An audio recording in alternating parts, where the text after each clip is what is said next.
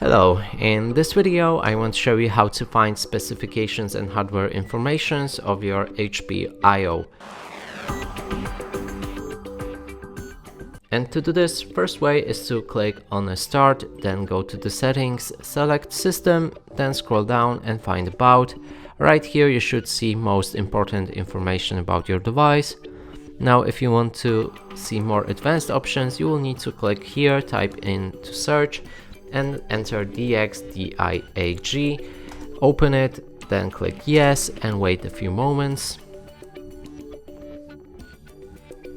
This window will open and right here you can find more advanced system informations as well as the display. That's the graphics adapter right here.